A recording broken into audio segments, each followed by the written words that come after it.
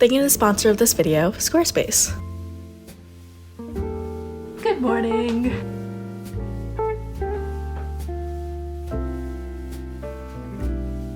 It's already like 20 degrees at the studio today, so I'm staying here because it is cold in there. I'm just gonna reheat the coffee that I got yesterday. I worked at a cafe yesterday for like half the day. Yeah, I've been considering getting rid of my studio or just consolidating my two spaces. One, because it's getting a little bit expensive. That's been on my mind.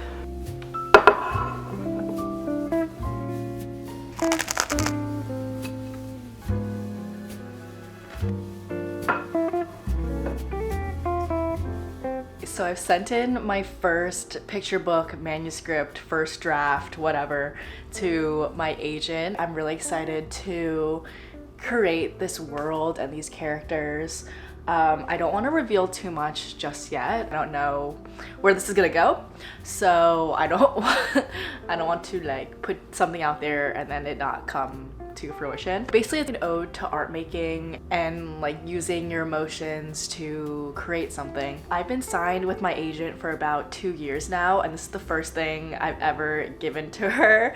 Thankfully, she's so sweet and patient with me. I am busy with YouTube and like sponsorships and all that stuff, so sometimes I can't put too much effort into this picture book stuff. It's not what's making me money right now. With opening my Patreon, I can work on stuff like this while also receiving a stable income. So thank you so much if you do sign up for my Patreon, which I'm trying to brainstorm March Patreon rewards right now. Also, if any of you are looking to get into children's books, I have a few book recommendations for you. It has taken me well over a year to learn everything I could about picture books and the publishing world. I loved writing, I love reading, but I never wrote anything myself. So I was like, I have to go back to square one and just like remember the basics of a story and how to craft a story and how to write. That took over a year of studying illustration, studying picture books. I love George Saunders' A Swim in a Pond in a Rain. These two are really, really great ones for writing picture books specifically. This is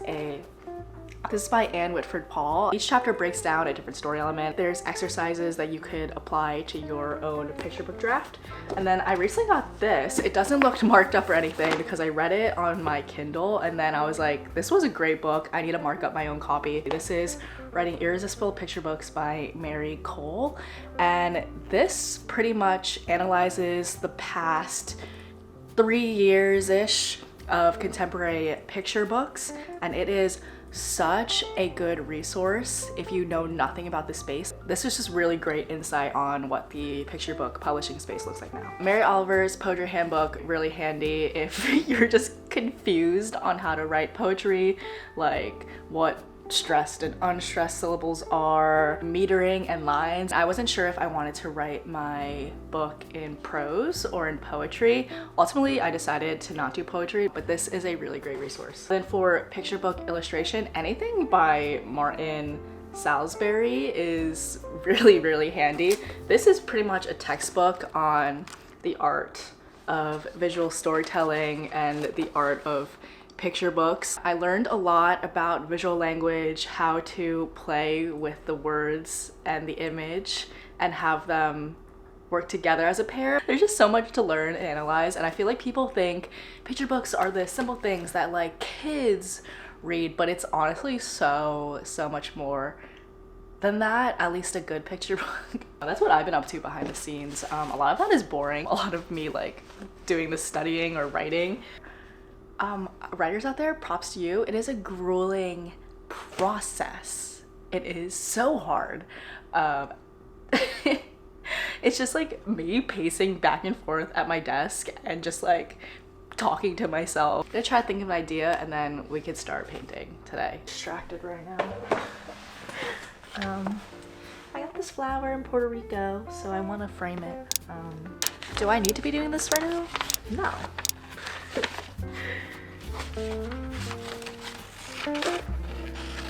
I'm just having a little bit of a block, so I'm doing this instead.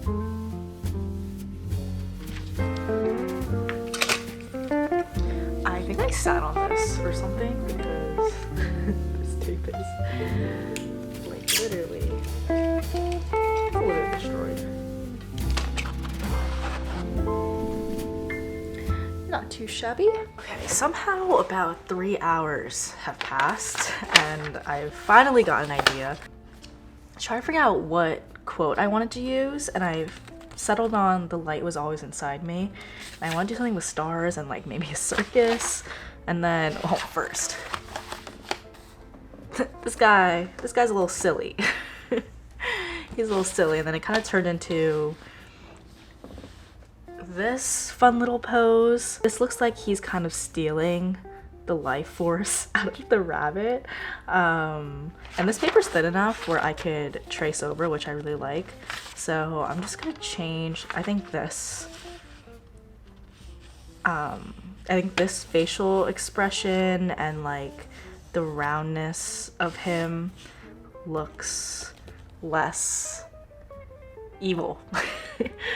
And then like the expression of the rabbit will be kind of more like in awe / surprise. So yeah, I'm just like tracing over this form, and then I'm just gonna do another trace, and I'm gonna do another one where they're together. Thank you to the sponsor of this video, Squarespace. It's no secret that Squarespace has been my website hosting platform for the past 4 years.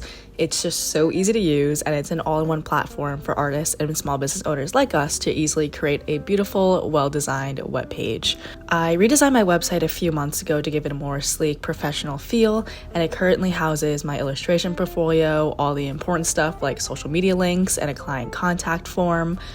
I also am going to edit it, so my Patreon is easily accessible there. You can create your site in seconds with their ready-made templates and customize it to fit your exact needs with their design intelligence and visual design tools. I hosted my shop on Squarespace for a few years, and I really highly recommend it. And if you're ready to get started, head to squarespace.com/KatieMai to get 10% off your first purchase of a website or domain.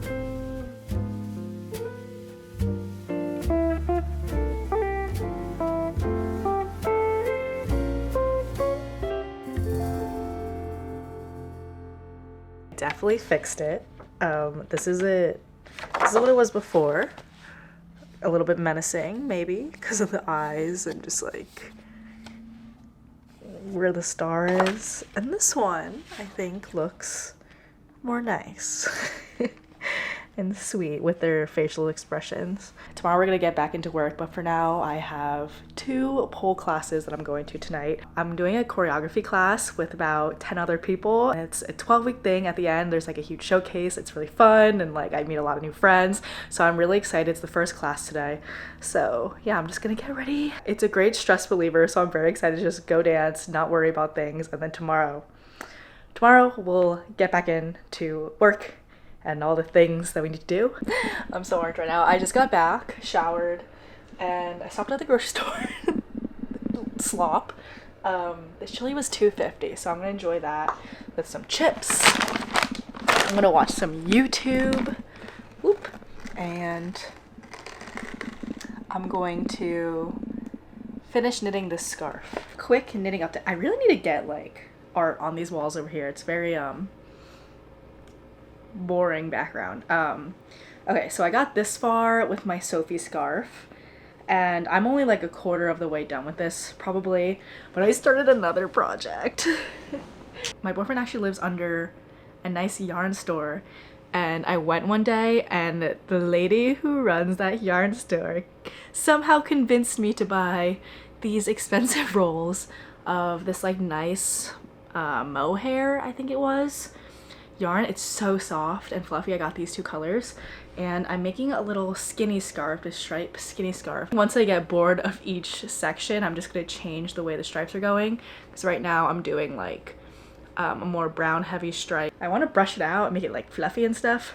So I've been working on this for a very long time. I feel like I sink like sometimes 3 hours onto it a day, and I feel like 3 hours gets me this much. Like, I feel like, I don't know if I'm just knitting slow or what, but it's very nice watching YouTube time. So if you have any favorite YouTubers, I feel like I have not watched YouTube in so long. and I've gone back to YouTube because I accidentally deleted TikTok off my phone and then I couldn't re-download it. I saw that it's back on the App Store, but I'm gonna just try to like keep living without TikTok. But I've been watching a lot more YouTube, and it's nice to like watch or listen to something while I'm knitting. It's kind of just like a zen time, and then I end up falling asleep. So I'm gonna do that, and then we're gonna get back to work tomorrow. Oh, we are back. Okay, where did we leave off? Today I did the print, and then last night I was brainstorming what I wanted to do for the bookmark. This is my original idea, like the bunny circus guy being like, woo, here you go, or something. And I was like, I don't know, because he's like kind of cut off. Bookmarks are a really interesting format to illustrate because they're so long and vertical. Like, it's kind of hard getting something in there. But then I started, okay, I made him, but I was like, I don't know if I want him to be a bookmark. I think he's cute for like maybe something else. And I started making like these little circus guys with like stars on them, and I really like that idea. And I think they would look cute also as a sticker of some sort. So I did this sketch of them like on top of each other, and then the sizing's a little off. This one's kind of small compared to this one. I think this one needs to be a little bit smaller. So they're all roughly the same size. But I'm gonna just continue with this sketch, and then we'll start painting today. Oh yeah, I also tried out like these different layouts. I didn't end up liking any of them. I'm just gonna stick that back in there. But I like this paper because this is a Holbein sketchbook. I got this while I was in Japan, so I'm not sure if it's available in the US, but it's slightly see-through, so I can trace what I did below really easily. Do that. Yeah, I'm gonna try to paint these all in one go, so all the colors are the same and everything, and I want to have them all like side by side. So that is the goal today.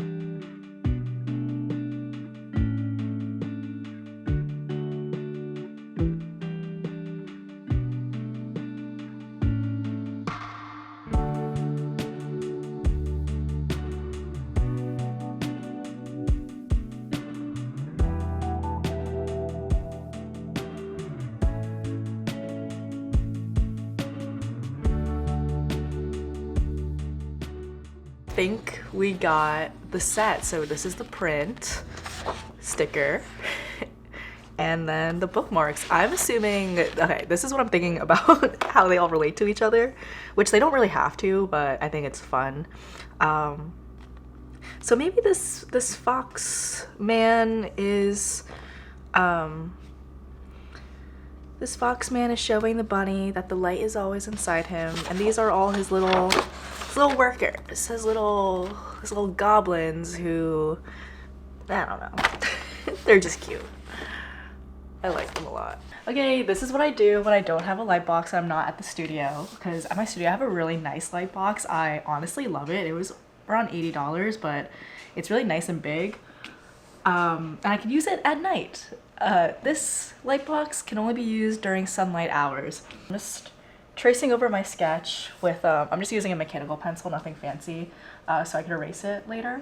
But yeah, I'm actually looking at a new apartment today because I think I would work better with a 2-bedroom place, one with my office studio and then my bedroom, because I find that I always had like a desk in my bedroom, and then I was living in my parents' place at the time, so I felt like I wanted my own space just for creating, and that's what my studio was.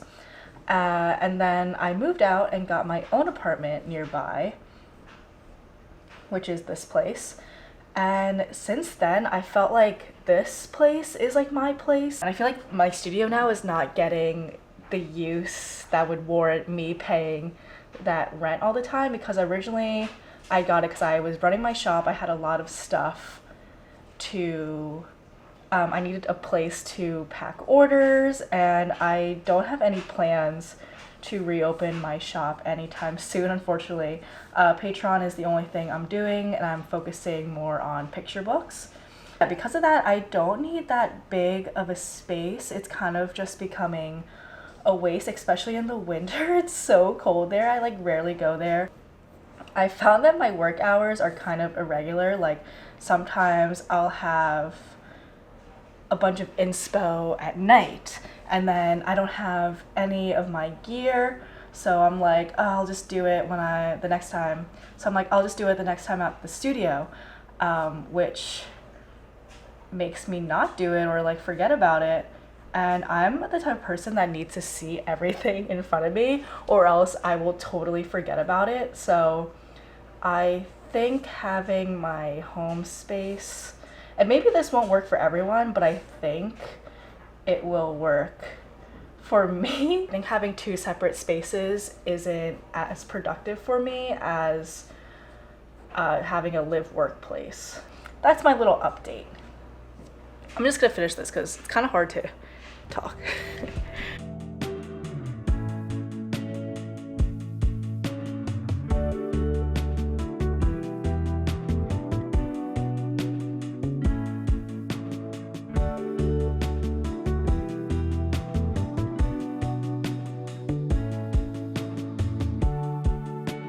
I've traced everything onto watercolor paper, and now I'm going to start mixing colors. I'm using Holbein acrylic gouache, and I'm going for like kind of a muted color palette, but still with a lot of bright, punchy color. So I'm gonna see what I can mix with some of these blues, and then mute them a bit.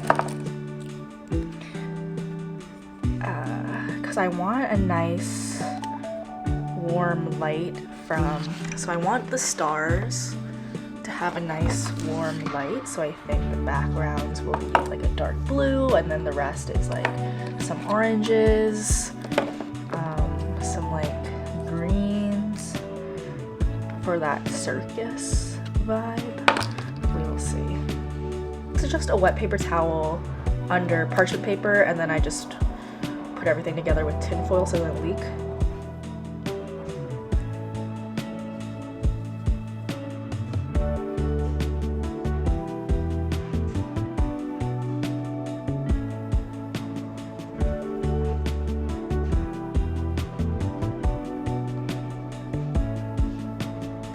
I moved my table by the window for better light. So hopefully the lighting's better.